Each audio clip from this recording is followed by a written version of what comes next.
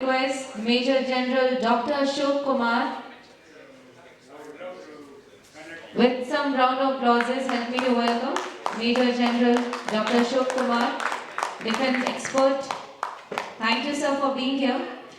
Now, please help me to welcome, ladies and gentlemen, Mr. Vikash with a big kiss on applause. Mr. Vikash, Narain, everybody with the biggest round of applause. Former DGP, Law and Order, Haryana, and former Director, National Police Academy, Hyderabad.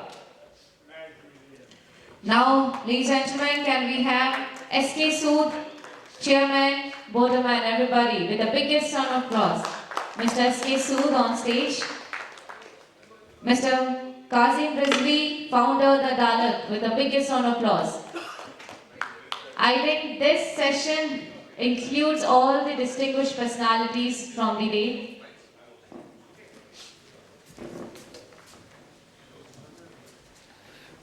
Are we good to go? Kazim Rizvi, sir, founder that dialogue. He's here, sir? Okay, now please help me to welcome our Wing Commander, Satyam Kushwaha, former Director, Indian Space Association. He's on his way. Okay, I think we are good to go. Mr. Johar. Mr. Okay. Mr. M.A. Johar, President, Project Business CG Plus. So you have a very important role actually. The industry has to be represented now. So sorry, by mistake, it just. So I think we are good to go, gentlemen. Yes, one of the most insightful session it's gonna be because it includes all the very knowledgeable and very distinguished personalities here. So all over to our moderator and speakers. Thank you so much. And good morning. I think the last session was quite eclectic, had good energy. So we have started from there actually. Basing on that, it is a very interesting time. The concept of borders, which were brought by Europeans, is changing today completely in their land. So they are making their borders soft. Whereas with each passing day, I believe the way the things are changing on the borders, it's getting hardened further. And Eastern Ladakh, or maybe before that, 2611, they changed it conceptually. But somewhere, if you see the rundown, often we are reactionary. It was in 1945 that Mr. K.M. Panikkar wrote the influence of external powers in Indian Ocean. That was 1945. And then if you go to 1962 war, Special Service Bureau was formed after 1962. 65 BSF was formed. Kargil Committee report comes and then we talk of CDS, which was discussed in 1974. Theatre commands and further that. Are we reacting to everything? Today, Army has announced to form a cyber security group. Today. And last year, Air Force formed a warfare systems wing. When it comes to borders, India had a concept of Ashwamedh Yagna, so area of influence. A white horse was left with the armed men close to it, and till the time it used to move ahead, it used to decide the area of influence of the king or the ruler of that time. Today it's something quite different. India is uniquely positioned because its every border is distinct and different in terms of terrain, in terms of position, in terms of the way the things are operating, whether it's Nepal, free movement regime, Myanmar, Bhutan. We also had certain interesting aspects like we resolved enclaves along the Bangladesh border, which are very complex issues. But we still have Kachadiri. We still have lots of marine aspects of border. And when it comes to physical borders, terrain is right from high altitude to desert to maritime to marshes. And those 22,700 kilometers of borders, which is maritime and land, it's quite huge. Then do we, and when the concepts are changing from no war, no peace, grey zone warfare, How are we going to cope up with it? Is it going to be further putting more men, boots on ground? Is it going to be war of attrition further? And there comes a person like Mr. Johar. Industry has to come up. Are we going to have surveillance equipment, intelligence equipments? So the border comes inside. Grey zone warfare. Strategic communication, perception management. Somebody sitting outside is changing the perception and you are fighting amongst yourself. We have such a rich panel here, people on ground, practitioners actually. So on my left is Ms. Pathak, who handles a very sensitive area, which is close to coast, but then again close to international borders. I have on my right Mr. General Ashok Kumar, who was all along the LAC, line of actual control, which is live today. We have all along 3,488 kilometers precautionary deployment. Is it going to be attrition? And we have with us Mr. Sood, who all along his career was on both the borders. He also, which is Bangladesh and which is Pakistan, very interesting borders. So we have,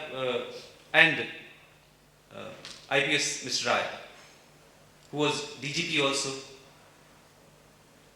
When it comes to intelligence, are we empowering the man sitting on the ground, which is beat constable? Are we able to understand the significance of that man who used to be the most important part of the info of intelligence? I think we'll have rich things to hear from the panel, which is with us today. So let us begin with General Ashok Kumar. Sir. With permission of Chair, I will start with a light joke.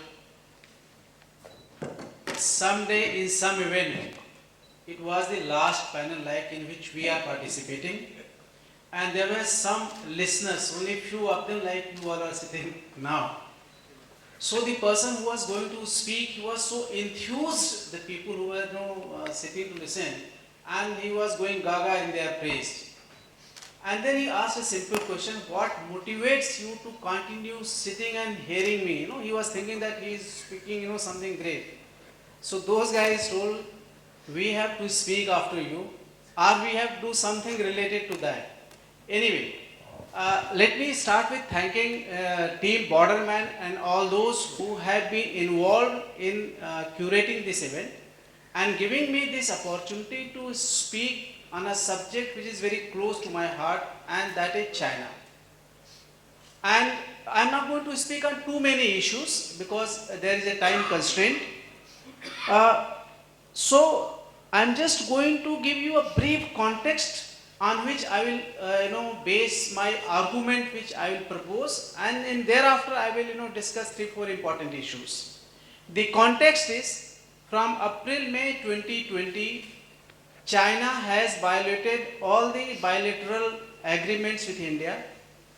The border is active not only in eastern Ladakh but all across in some manner or the other. The era of tranquil borders are no more relevant. What we are seeing today is something like lull in a battle. Whereas one phase of conflict takes place, then there is a lull, and the next phase of battle takes place. And the side which focuses on intense preparation during this lull is the one who wins the next side of the battle. So what we are seeing on Chinese border is basically a lull. If we as a country understand that and utilize this time for our preparation, then only we will have a hope of winning the next conflict, if at all it comes, and at whatever time it comes. But we must be ready for that. So there are so many things to be done for that, but in this context, my core argument will be that there is a need to urgently man the borders physically.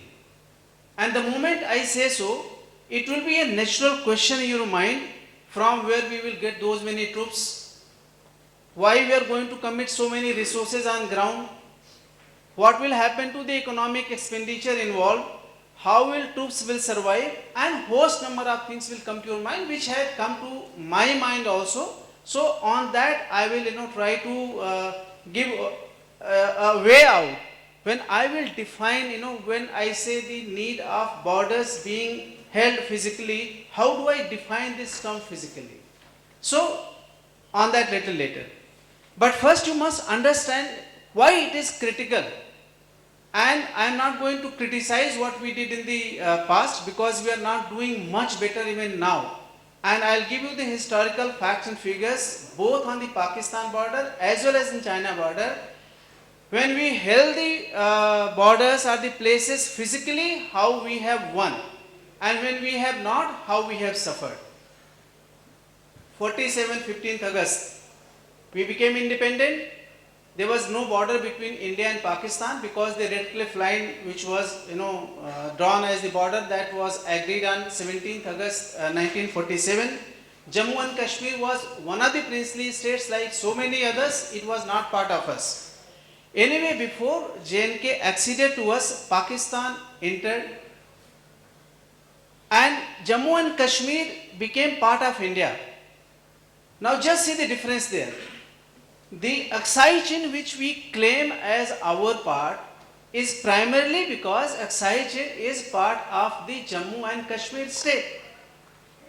But we became so much focused on the Pakistan then, that we did not do a single thing. There is something like 70 marker. When you visit a place, when you do the patrolling, when you physically hold, or when you give permission to foreign people to go to a particular area, or you develop infrastructure in a particular area, those are the 70 markers which indicate, okay, that place belongs to you. Nothing was done. We just got totally obsessed with Pakistan. Anyway, there is no denying that fact that nation had a lot of challenges. More than 500 princely states were to be integrated. But 1947-48 war got over on 5th January 1949. What was the status of China? China was fighting war. PRC, which is currently taking care of China, was no more existent. It came into being on 1st October 1949. Even during that time, we did not do anything to look at some kind of 70 marker physical holding, some infrastructure, some patrolling, some arrangement to say that Aksai Chin belongs to us. Anyway, that thing continued. There are a lot of things which can be shared, and if you will ask any question, I will cover that. But I will not enlarge my conversation there. Finally, those things were, even when we claimed, we came up with so-called forward policy, still our markers did not go physically what we were claiming. 62 happened, we know the outcome. Let's hold China there, come back to Pakistan. So Pakistan, CFL was drawn in 49, and thereafter we still did not hold the border physically in strength, either in Jammu and Kashmir or in Run of Kutch. Those who are readers of history will be able to see it very clearly that when 1965 happened, where did the initiation start? It started in Run of Kutch initially. Subsequently, it happened in Jammu and Kashmir. It is beside the point when India took the war in the state of Punjab, then the dynamics changed. We won something, we lost something, but everything became square one in 1966 in Tashkent. That is a separate issue. But swing back to China again. 1967, Sikkim. We were physically holding the features close to Nathula and Chola. What happened? Chinese tried to stop our activity of border fencing. Fight took place. We were physically there, and we created more than 3 times casualties and hardly suffered any on our side. They were forced to retreat and go back. Both battles got finished in 2 to 3 days. So we held it physically, we won. 71, I will not talk because that was an issue where West Pakistan was trying to create a lot of atrocities on the East Pakistan, and then India had to intervene. Bangladesh got created. That is a separate issue altogether. Now you move further ahead. 84. What did we do in 84? In Meghdoot, we occupied Siachen Glacier. Why is Siachen Glacier with us today? It is with us today because we have our physical presence there. And there is not a single place either on the Pakistan border or in the entire Chinese border which is more difficult than what we have been holding physically in Siachen Glacier. So 84 we did, we succeeded. On one hand, we are doing 84 in Siachen Glacier, but we are neglecting the similar thing on the Chinese border again, not holding the LAC postures in a forward manner physically in Tawang and other places of Arunachal Pradesh. What happens in 87? Chinese cross Samdurangchu, come south of it. There was a camp known as Wangdung camp which was being occupied by SB. It was vacated, so they came and sat down, and till date they are sitting there. Though India mobilized large scale of troops and held the at least Tawang sector in strength since then and as on date. So there has not been any ingress, any effort by Chinese because it is not within their capacity. Bangdung remains a black mark of that time, and also because we vacated and we did not hold it. So 87 there. Now come back to 99 in Kargil. I was privileged to be participating in Kargil war. I was brigade major of Kargil Infantry Brigade during that time. There were large unheld gaps, and it was on both the sides. It is not that India was having the gaps and it was Pakistan was occupying. Nothing of that kind. Where we had class 9 track, it was held by a battalion, by us also, by them also. Where there was an animal track, we were holding by a company, they were also holding by a company. Where there was a foot track, we were holding by a platoon, they were holding by a platoon. Exact mirror deployment by both India and Pakistan. But between these deployments, there were large gaps which were increasing during winters because in winters, because of sustainability and survivability issue, the posts get vacated. So Kargil happened. What is the end state of Kargil? There is no denying the fact that somehow people have done wonderful fights in the battles. End state, India got what it was already its own, because the mandate was not to cross line of control for valid reasons. I will not give any view on that aspect. There would have been a political compulsion and international compulsion. What was the issue? We lost close to 524 people dead. Much higher than what was suffered by Pakistan. Why? Because we were not holding physically that time, despite having learned these lessons in 67 in Sikkim and in 84 in Siachen Glacier. Even in 99, having realized this, though immediately we held the force level, which was just a brigade there, currently there is more than a division which is sitting there. That is a separate issue. And in my recommendations, I will also give out, if you are forced to do this, how you can work out the economy, and how you can look after those related challenges also. We did not do this side, and again we are responsible for the safety of Bhutan. What happened in 2017 in Doklam? Why did he come in Doklam? Doklam is a part of Bhutanese territory, because Bhutan was also not holding it. So anything which is unheld, that will come into the radar of Chinese expansionist agenda. Same thing happened in Leh in 2020, because we were patrolling, we were following a format and pattern, and it was based on mutual trust that whatever has been agreed, that will be honored by him and by us also. But he did something different.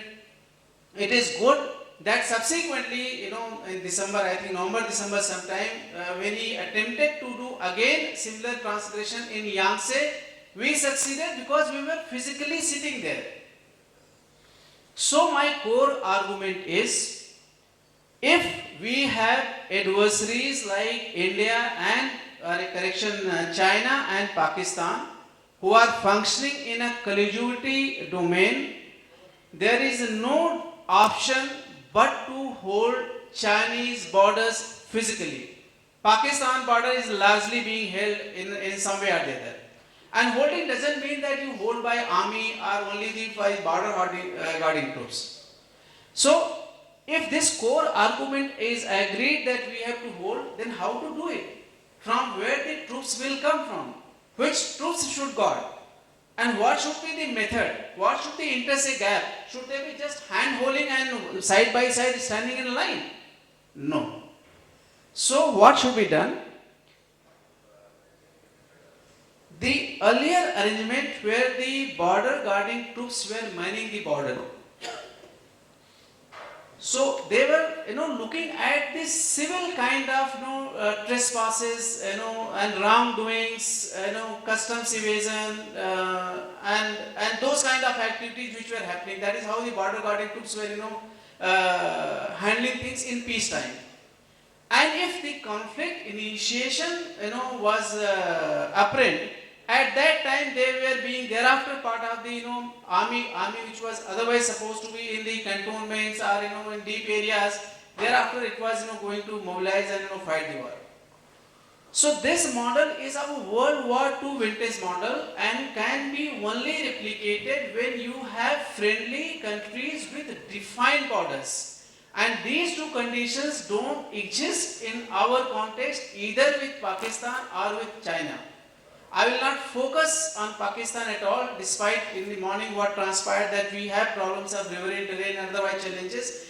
Those challenges are there, but it's high time we come out of our Pakistan fixation and look at China seriously.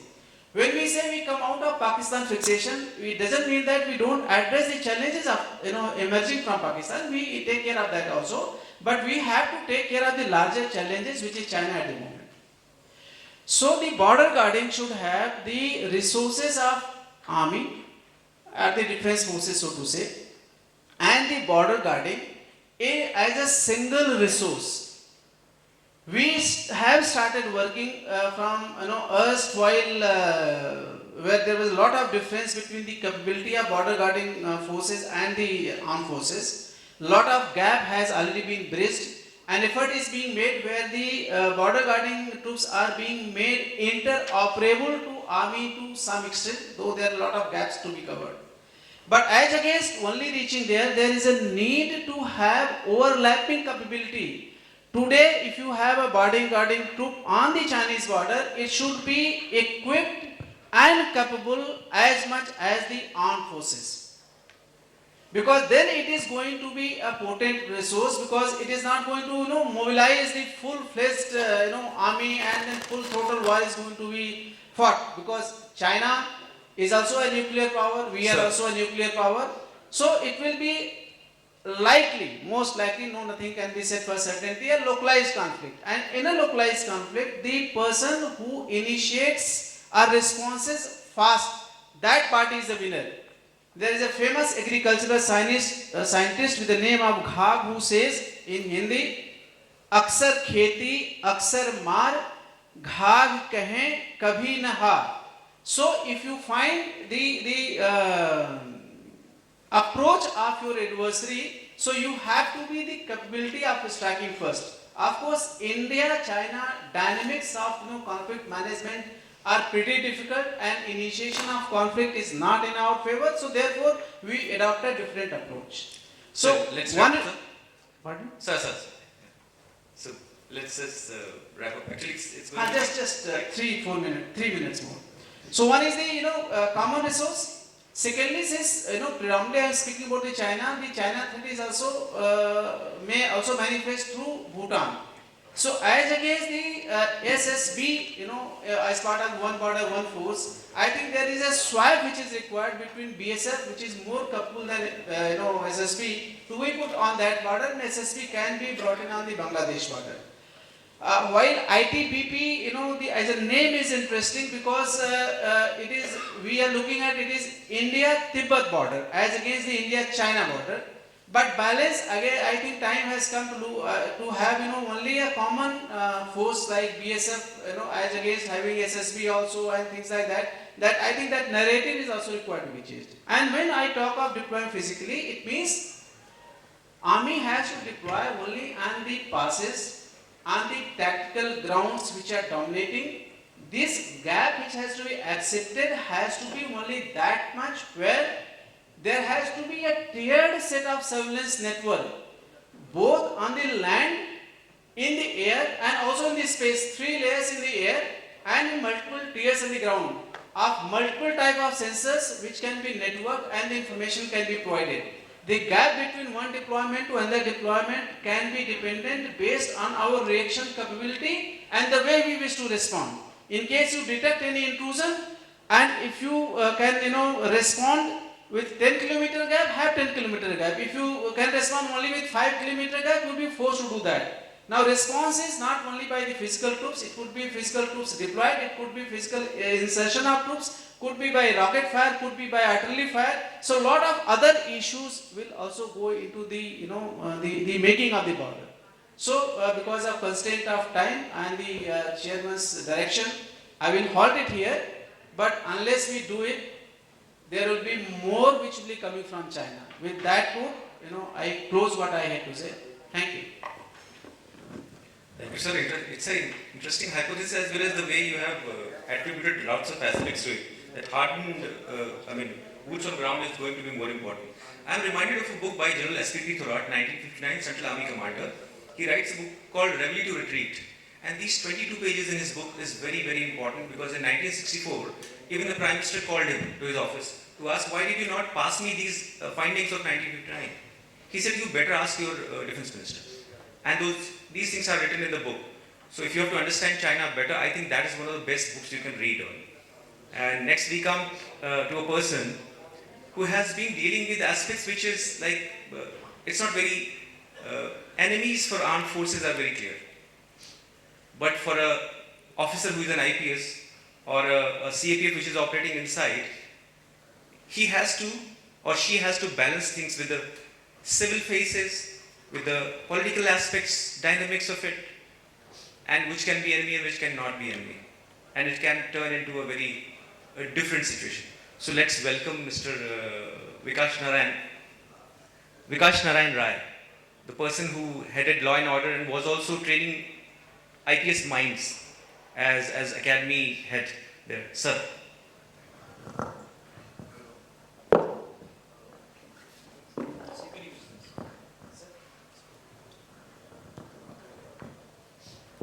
Thank you, Mr. Moderator. I will be very brief. My experience is limited to law and order and a bit of training institutions. I had a long stint with the SPG, that is Prime Minister Security, and a very short stint, 1.5 years, with Mr. Sood's earlier organization, BSF. Well, as you can see, we all experience that in the context of policing, the borders are different from boundaries. And borders include those 140 crore people also who live in this country. You have to address them, only then you can feel secure from all aspects. As our Prime Minister is fond of saying 140 crore brothers and sisters.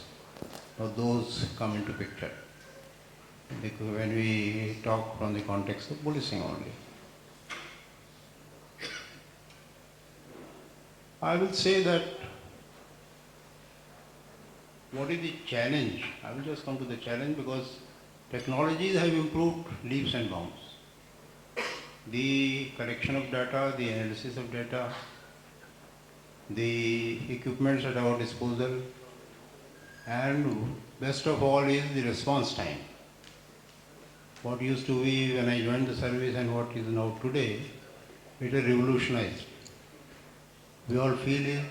There are computer apps, there are telephone numbers, there are emergency platforms. You just have to invoke them and you get the response. But what is the challenge? Challenge I will present in the form of a small, I'll say 3-point matrix. That is LTC, legitimacy, trust and cooperation. So what is legitimacy is a very simple thing. Legitimacy is that I look to be performing within the legal boundaries. And secondly, I have a standard response. Now it is a very big thing also. The standard response is not an easy thing. Even today, there is a controversy going on right in the capital city itself, where international wrestlers are sitting at the Jantar Mantar and they are saying that for the last 3 months they are crying horse and no FIR is being registered. And Delhi police is taking a stand that we need to do some preliminary inquiries because they have started late and all kind of technicalities are being argued and the matter is before the Supreme Court. So it is a very straightforward example of lack of standard response. You know, the citizen does not know the law in the technical sense, but they understand what is wrong and what is right. Don't underestimate the citizen. He knows, she knows that what is wrong and what is right. And if your response is not standardized, not in accordance with the law, they catch you. So that is going on. Police is also or policing is also an activity which involves a lot of sacrifices. Only yesterday you find that in Natewada, Chhattisgarh, 11 CRPF personnel lost their lives. It goes on. And in everyday civilian life also, these things are never noticed. But if you carefully read the newspaper on 22nd of October every year, there is a long list of police martyrs. The list has now become shorter, but I remember specific years when it crossed 1,000 marks. No other organization sacrifices so many people from their ranks in the peace times. So I was saying the matrix is legitimacy, trust and cooperation.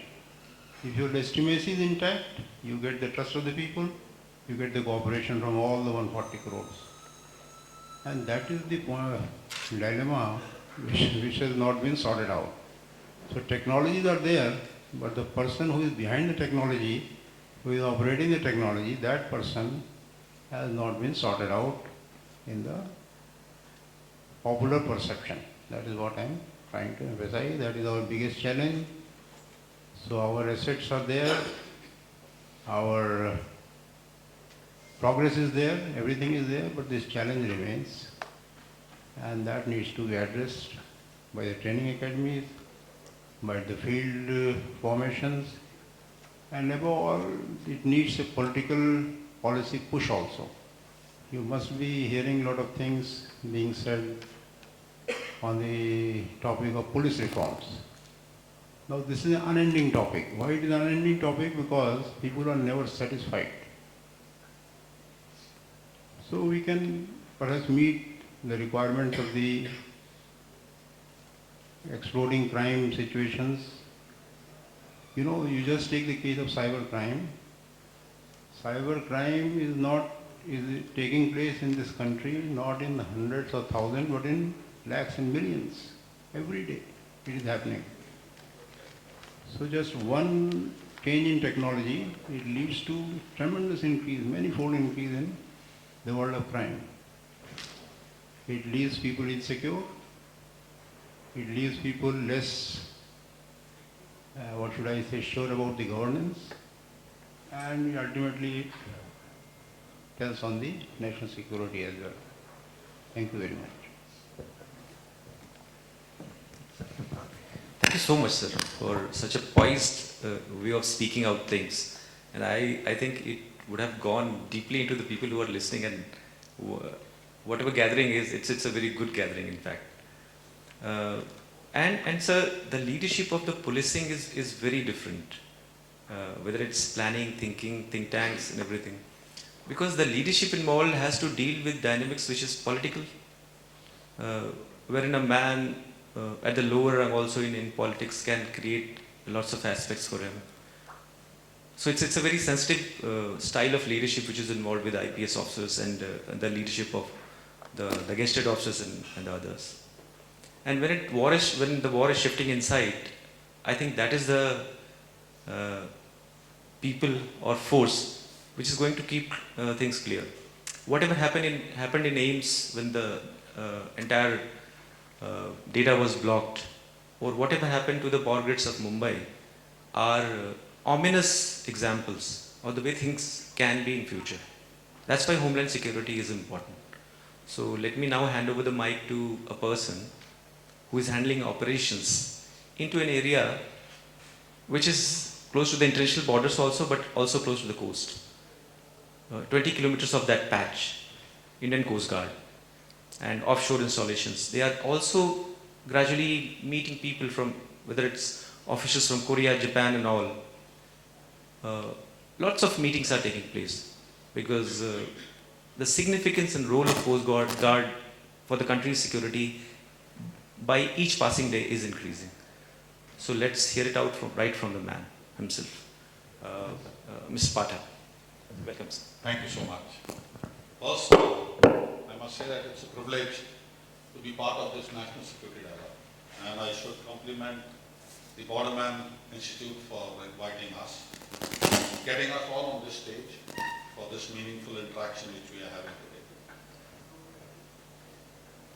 Like the army has, or the police has, there's a perimeter that they have patrolling the border.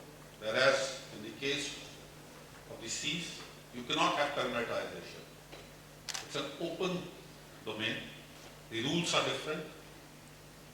Anybody who wishes to cross the water, it's known as freedom of navigation. Until unless he is intended towards your shore, adversary is intended towards the shore. The rules, the legal challenges are very different for the Coast Guard. I think the general audience must be aware that with the amendment of the 297th article of the Constitution, we claim the maritime zones of India. So for maintaining peace, security, sovereignty, an organization was required which could do the law enforcement out at sea. The Navy was there, which was a military organization, which was not a law enforcing organization. So a need was felt for having a law enforcement agency. Coast Guard was created. Like you very correctly said that we have a vast role starting from the coast till 200 nautical miles deep into the sea, which is the international borders. Of late, the word coastal security has become the buzzword. Everybody is into coastal security, coastal security. If you see, coastal security is not a new word. It is a word, this was there in existence when even the dynasties were there. The moment trade happened, so for securing the economics of that state, everybody had their small boats or their custom boats or revenue boats which were patrolling all around the coast to see that no transnational crimes are committed. In that, if you take the example, the United States Coast Guard is older than the United States Navy. So Coast Guard was formed, we started we have been given a different charter. The word coastal security came in, and then after the Kargil committee and the Mumbai attack, Coast Guard was given the additional responsibility of coastal security, wherein we were also given the mandate of coordination between the state, the various stakeholders and the center. It's not, coastal security cannot be considered as a single organization doing coastal security. It's a multi-layered, multi-organization facet, wherein you have more than 20 stakeholders, more than 15 ministries and various departments which collaborate with each other, coordinate with each other and have this coastal security in place. Like our general said that we have to be occupying the boots on ground. Yes, the Coast Guard has increased starting from 5 ships to more than 150 ships today. But we also need technology with us. So what we did is that we got a chain of static sensors we placed radars, equipments on those towers, wherein we have cameras, we have VHF systems, we have 46 of those static radar sensors which we integrate into the operation centers at different location, all one in the state each. Then we have the entire thing coming to the headquarters. In the second phase, yes, we could not have a gap-free thing, so we have gone in for the second phase. We'll have another 36 of them coming in the second phase. Like in the morning, the general said that satellite would be a very big advantage, because with these static sensors, we are able to see the AIS, the radar up to 25 nautical miles, not beyond that. So from that perspective, yes, the technology and is needed for the Coast Guard, and we found that the satellite-based technology is a good requirement which the Coast Guard will have, and then we will be discussing with the General on how we go ahead with securing our, getting a footprint of all the ships and everything which are there in the waters. For the opening address, I think that's enough, and further when you develop into it, we'll discuss it. Thank you so much, sir. Sir, 2611, the way the things changed. The way the things changed after 2611, we have an organization called IFCIUR, Indian Fusion Center, which is at Gurugram, for live streaming things. The way sir is saying, in his operations room, you have 24-hour visuals of the things on ground, on offshore, along the coast, and even the semblance is such that the warships are also interacting amongst each other and supplying those visuals to each other. So the things are increasing, but the way our previous speakers are saying, there are lots of things to be done, and for that I think industry and then practitioners, they have to come together. And in the recent years when industry has been spoken about, it is technology. The previous speakers, they had said that transfer of technology is something actually different, because reason of existence for lots of companies is that technology. So it has to be developed within our own country. Let's bring in, before I bring in Mr. Sood, the reason because of whom we are all sitting here, let's bring in Mr. Johar and to listen to his aspects, because it is industry which is going to change whatever the people are saying. The practitioners will also be having better improved tomorrow if the industry comes to help us in that regard. Mr. Johar, please expound on your experiences and the way the things are going. Thank you very much. Thank you. Hello. Thank you very much. Right in since morning, like I think I've given 2 sessions, and during my initial presentation, I have even explained that how are we going to cover the border area, how are we going to provide the complete security surveillance onto the border areas and the maritime border security. So here I would just conclude and emphasize upon that, yes, industry is fully ready. We are there with the equipment. We are there with the indigenized equipment. We are there with the indigenized solutions. We have the right expertise available in India. We have got the R&Ds available in India. The only thing is that forces, the government and we ourselves should have confidence on us.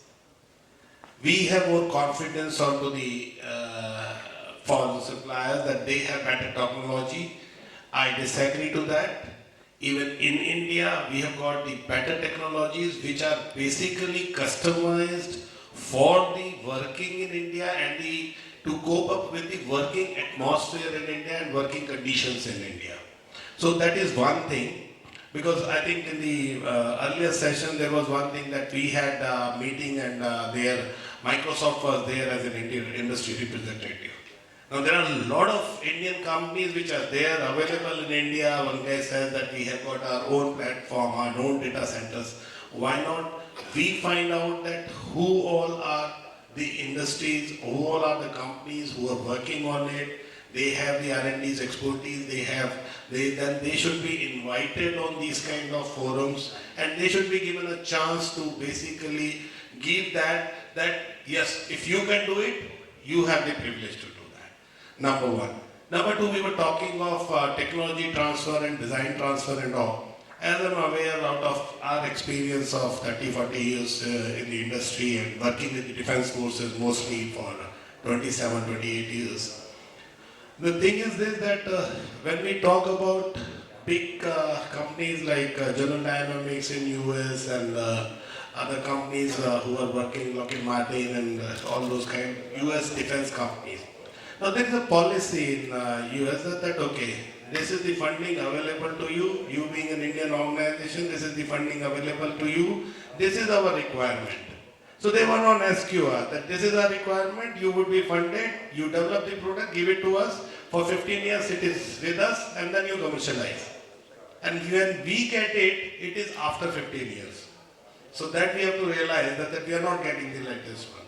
So therefore, we can start that, and yes, Indian government has started those Make in India programs and Make 2 and Make 1 categories in defense procurement procedures also. There are a lot of changes which are happening and which are positive for the Indian companies.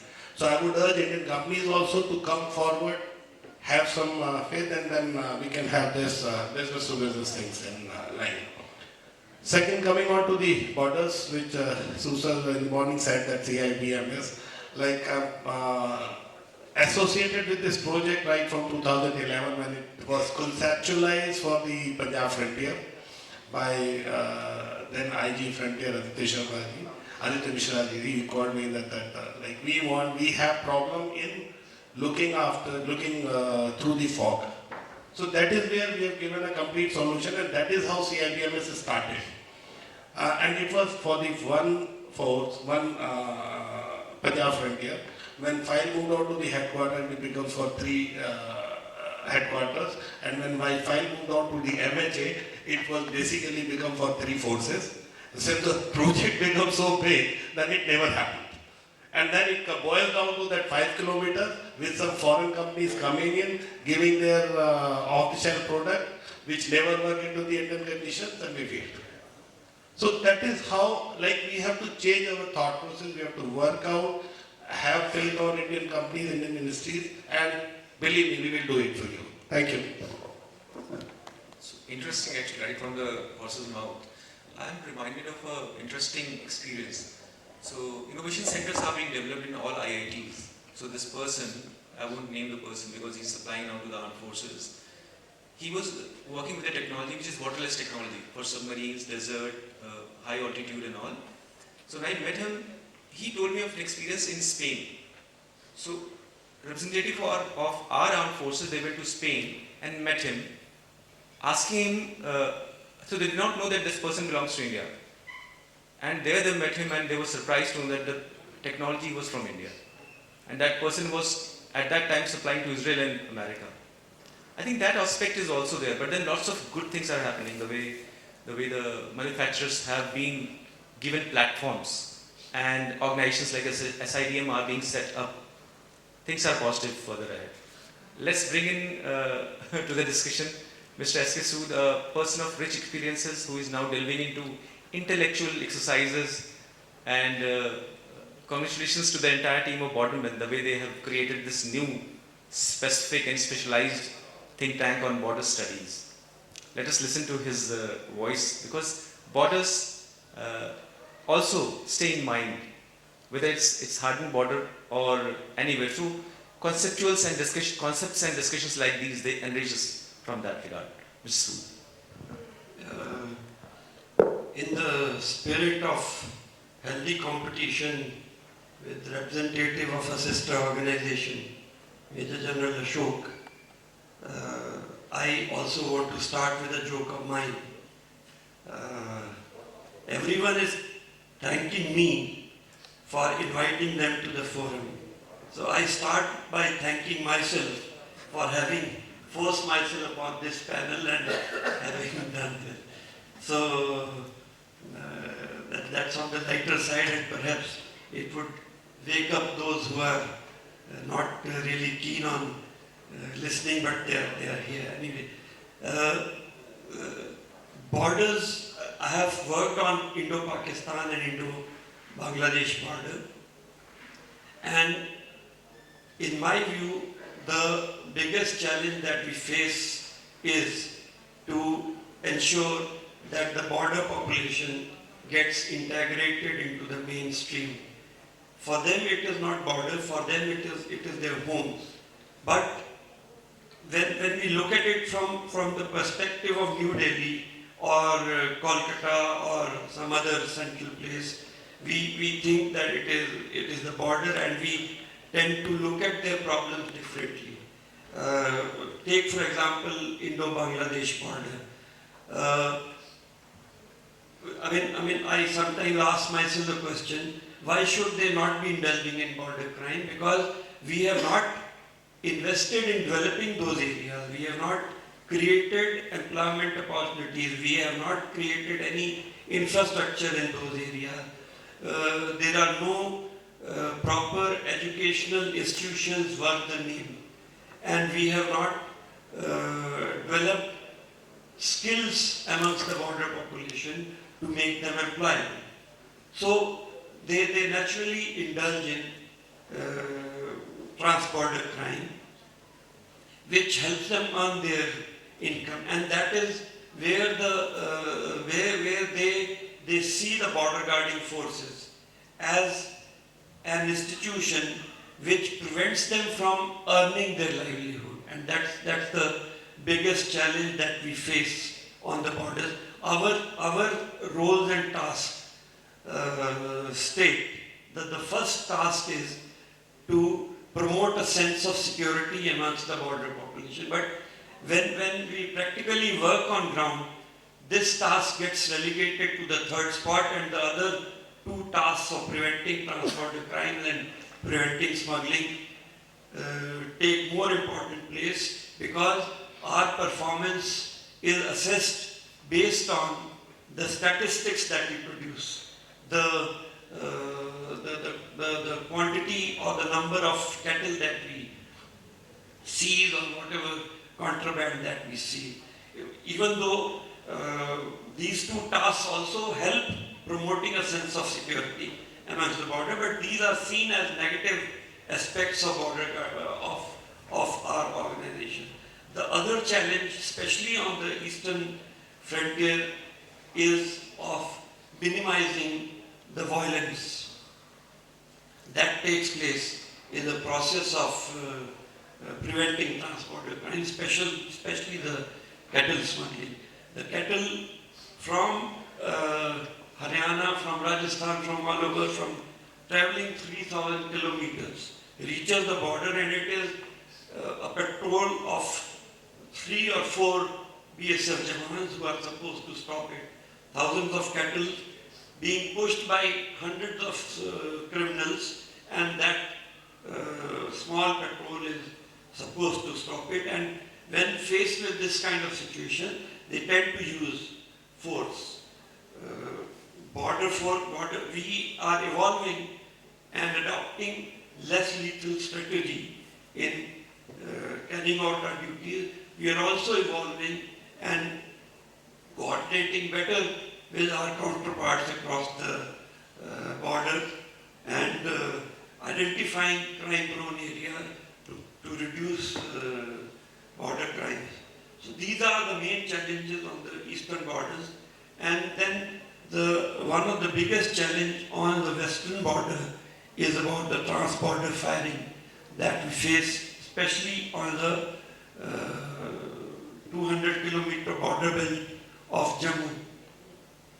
While death of a cattle is compensated monetarily, death of or injury to human being also can be compensated monetarily, and it is done.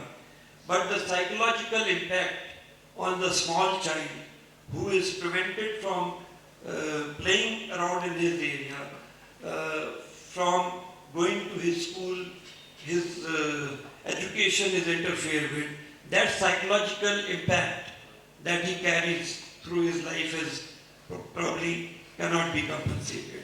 So these are the challenges that we face. Preventing transporter crime, we have introduced some technology, we have introduced barriers and some technology which also needs to evolve, because border criminals also are changing their methodology. We created fence, and effectiveness of the fence is proved by the fact that they had to resort to tunneling. But we have not found a solution how to detect tunnels. The drones are the latest threats. While everyone in every presentation talks about how drone is made, how effectively it can be used, but very little material is available on how to counter this drone effect. Some discussions have taken place in the earlier panel out here, but then we as an organization, the BSF, and as a nation we need to plan for these threats and devise ways of countering that. Thank you so much, and we can then thereafter. I think let's open the stage for questions, and after that we can summarize whatever has been spoken about. So if you have all questions, we can take them.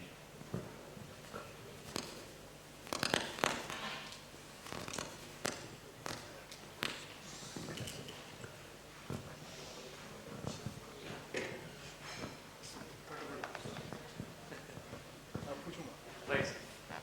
Sir, I don't need a mic actually. My voice is. I got this. Sir, you talked about the satellite capability that you're looking at. If you could just spell out what sort of satellite capability that you're looking at right now, and whether you already use any available satellite facility for your operations at this point in time. Navy does have one SAT facility. Are you using them? What is it you're required? What is the requirement? At the moment, we are not per se using a satellite technology. The only satellite technology which we are using is for communication. That's the technology. What we are looking for is, again, one in the field of communication, wherein we have higher bandwidth, wherein I can stream live videos which my ship is doing an operation, and stream it back to my command center. One is, I'm looking at that. Second, I'm looking at is if I have an input or something, or the most vulnerable areas, if I can have a picture, or if I can have live streaming data of that area, that is what I'm looking at the moment.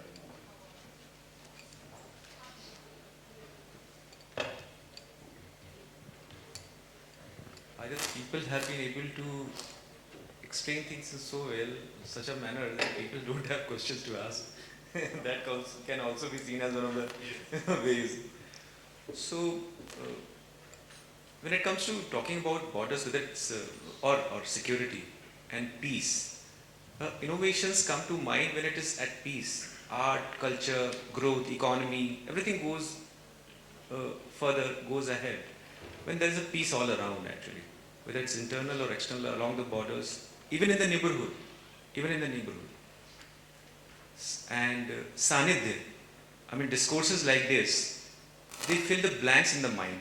जहाँ भी ambiguity होगी सोचने की, अगर हम technology के प्रति सोच रहे हैं, तकनीकी को सोच रहे हैं, तो जिस तरह से शब्दों का जमावड़ा दिमाग में आता है, शायद हम क्लैरिटी और आ जाती है, सोचने की क्षमता आ जाती है, ऐसी डिस्कोर्सेस की वजह से।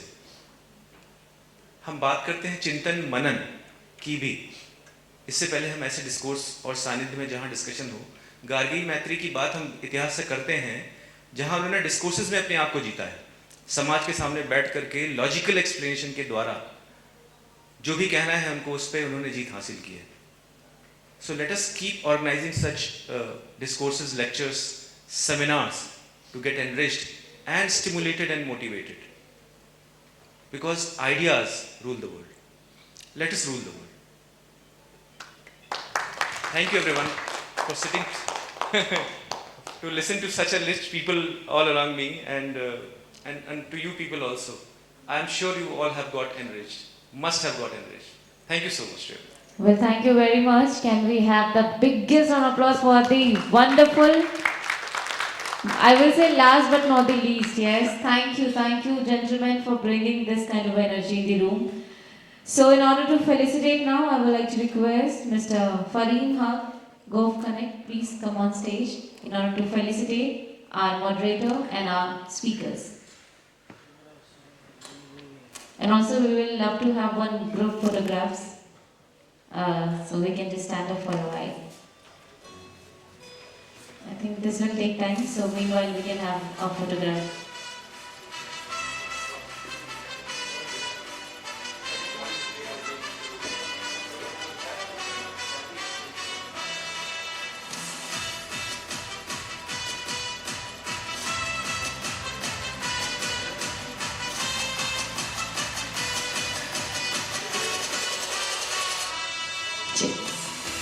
Thank you once again, gentlemen. Now I would like to request Mr. Fareem, please felicitate our moderator, Mr. Mayank Singh. Thank you. Please, Mr. Fareem, felicitate Major General Ashok Kumar. Biggest round of applause, please. Show some blessings and love for our speakers and moderator. Now, Mr. Fareem, please felicitate Mr. Vikash. Mr. Vikash Rai. Biggest round of applause. Now I would like to request Mr. Fareem, please help us to felicitate MA Johar Sir, President Project Business CP+. Now please felicitate SK Sood, Chairman Borderman. I would like to request, please help us to felicitate Kazim Rizvi sir. Thank you gentlemen, our speakers, our moderator. And now for the vote of thanks, I would like to request Mr. SK Sood on dais for the vote of thanks. And everybody please help me to welcome Mr. Sood on dais. Thank you.